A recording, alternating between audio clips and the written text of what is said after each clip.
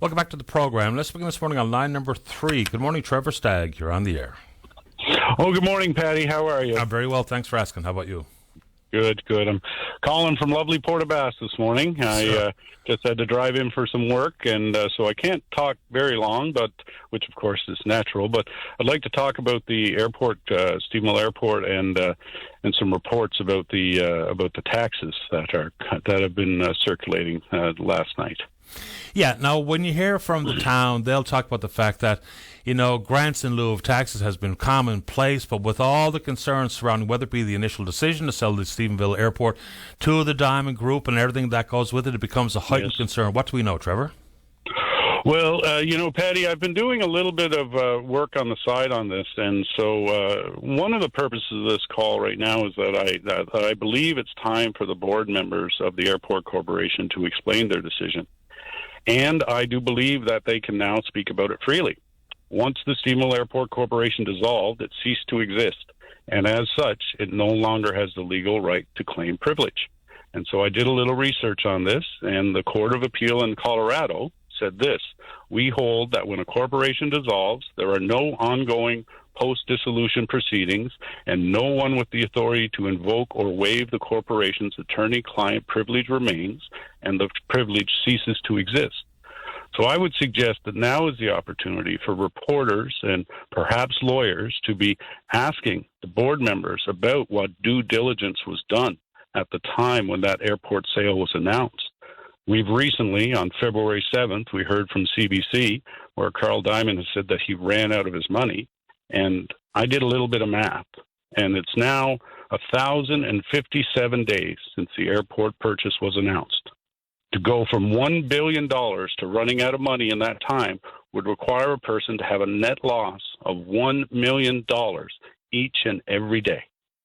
So we know now there are serious questions about the due diligence that was done.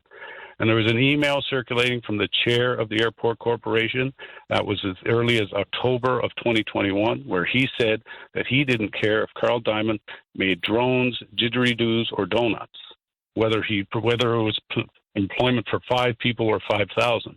And so I think that the board of the Stephenville Airport Corporation owes us an explanation.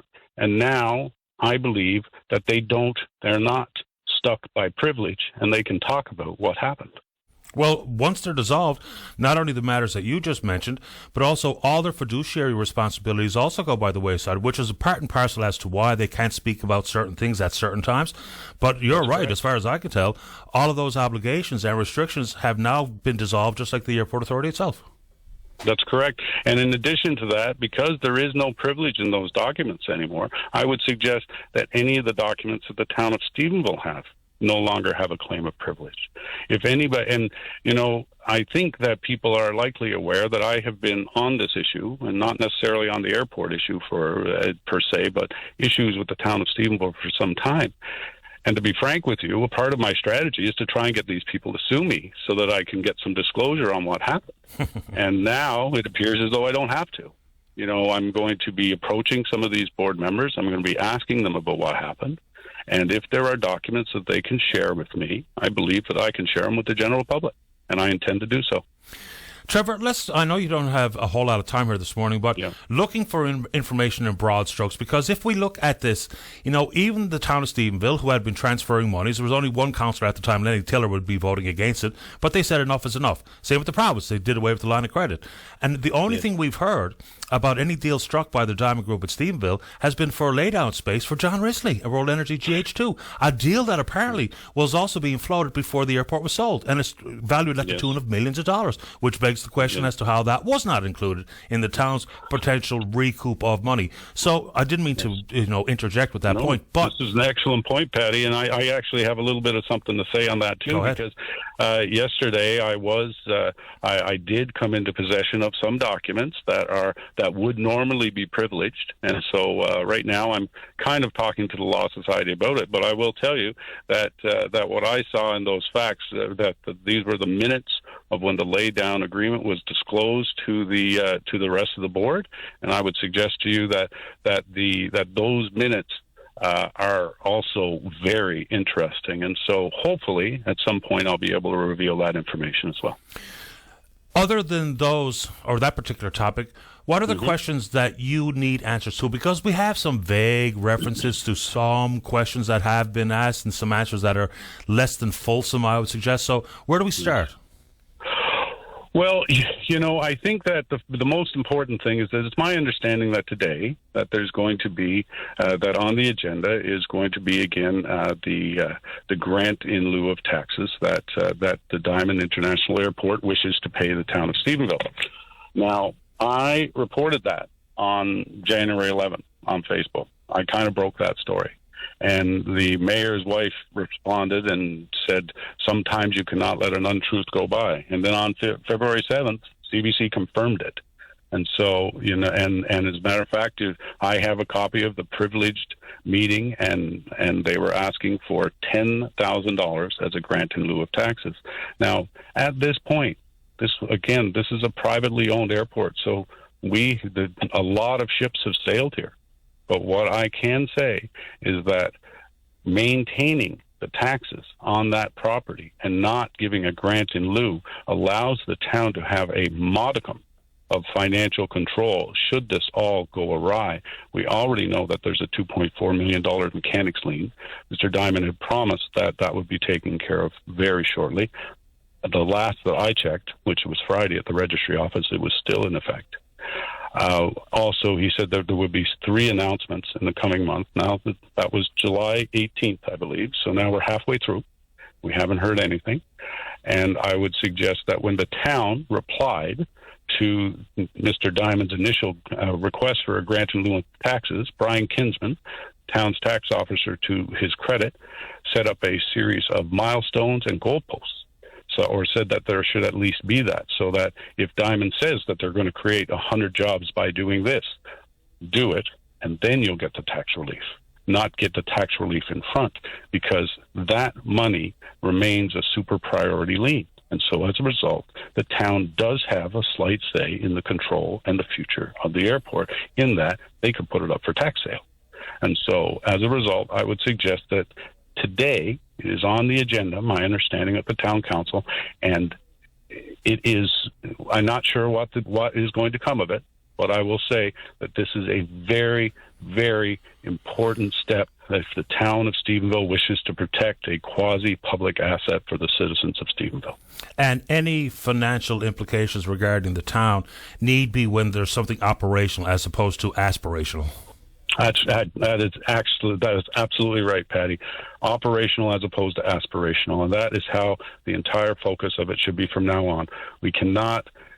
It's very difficult to put the cats back in the bag. Let's put it that way. But we have to deal with what we have to deal with, and right now we have to hold for operations as opposed to aspiration. That's an excellent point. Thank you, Trevor. I wonder this point aloud, is that even if you're able to glean the information that you're looking for, what do we do with it? Because if there's no provincial responsibility regarding a line of credit, there's no more transfers coming from the town to the then airport authority, and the decision that we just talked about being operational issues, that's one thing. But let's just say we get back down to the brass tacks about process and timeline. What do we actually do with the information? Well, I know that there's a lot of interested parties and concerned parties with this matter, and so I don't think that I'd profess to know what the next steps would be. However, I will remind everyone that directors can be liable for the actions of the corporation, and I think that when the announcements were made and the benefits that were gift promises to the town and surrounding area, I think people have interesting questions about what those board members' connections to are, that with those gift promises. And so there is I think the next step, people should be looking at what the directors did. Fair enough, and I wasn't trying to pigeonhole you into showing your hand for next steps. Sure. But sometimes sure. I do wonder, like when we should all have a thirst for information, and we need to know the old who knew what when. The next Absolutely. tricky piece of business comes with, what do we do with it? Because at some point, might be like the dog chasing the car. What do you do when you get your teeth on that bumper? Nobody really knows. Yeah. But I just wonder, what would it be? There is a general feeling of defeatism around this. I know, because many people were were just banging the drums for years when it happened, and we were told, pshaw, pshaw, we're naysayers, we're naysayers, we're naysayers. We have never been given a modicum of information, and I understand that some people might say that the citizens don't have a right to it, but I would say of two things to that. The airport, at the very least, was a quasi-public resource, and the board, when they talk about their duty as a not-for-profit board, that's a lot different than your duty to a corporation. You have, there is an inherent fiduciary duty, I would suggest, to the general public, and for them, for the Stephenville Airport Corporation and the town of Stephenville to allow this to occur in a shroud of mystery, I think is reprehensible. But as well, it is unfortunate that it may be that nothing can be done. That is true. Yeah, and the whole pshaw, fair enough. It's easy to be derailed when you're told that you're chasing your tail or there's nothing to see here. But the facts are the facts, and the unknowns to some of the important questions are very real. And until they're answered, then, of course, people's minds go directly to worst-case scenario. It's worth also pointing out that the mayor, and when the town of Stephenville makes transfers of money in form of operating grants to the airport authority, I think even by legal definition, they have skin in the game, which is not a legal term, but you know what I mean. And the same thing when the mayor is an ex officio officer at the authority itself. So yes, and the term effective control has been bandied about and I would say that in general, and I would say even a court would agree that in many ways the town of Stephenville had effective control over the Stephenville Airport Corporation and the airport itself. Yes. I appreciate the time this morning, Trevor. Keep the emails coming and the calls. Appreciate it. Appreciate your All time. Right, thanks, Patty. Have a nice day. You too. Bye-bye.